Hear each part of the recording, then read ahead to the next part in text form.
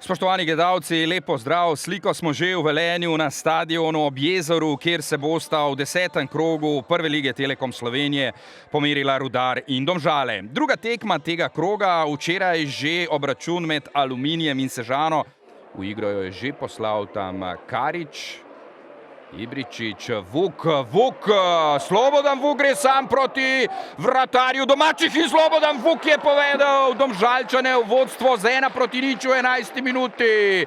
Takole pravzaprav iz nič lahko rečemo izkušeni Senijad Ibričič in pa Slobodan Vuk, ki sta ob hitrem vodstvu Domžalčanom sedaj vrgla rokavico.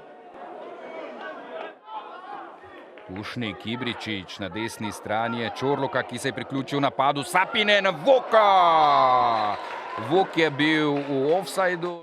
Slavka Vinčiča dvignil zastavico, tu ni bilo nobenih dvomov, pa sedaj ponovno Sapinen!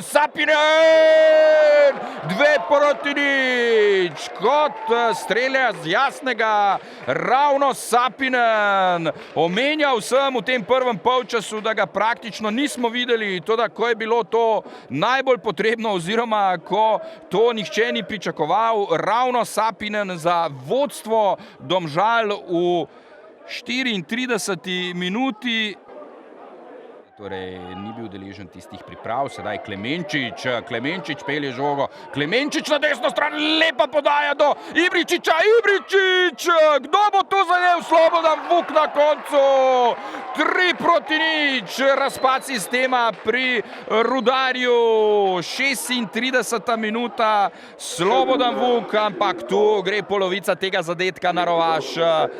Tilna Klemenčiča, ki se je priključil v napadu, lepo tam filigransko podal do Ibričiča, ki sicer ni zadev, toda navlekel je nase tam dva igralca.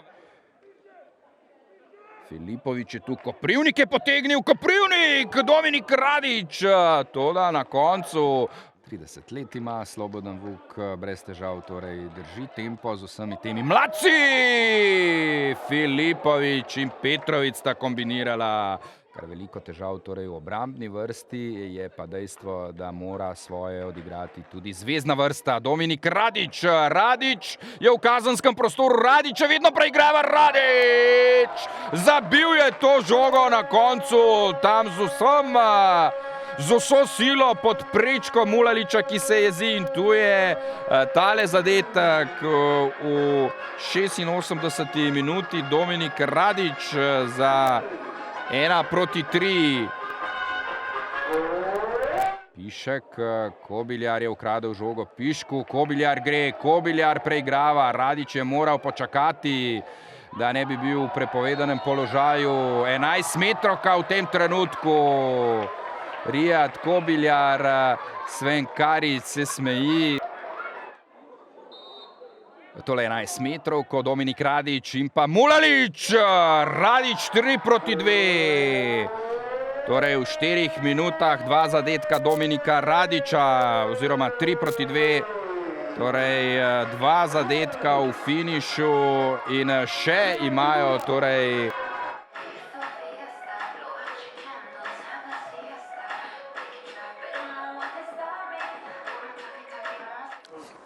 Ko da smo imali dva različna obraza, dva različne tekme smo odšpilali. Prvi polčas bilo je zelo počasno, zelo neambiciozno, zelo neaktivno.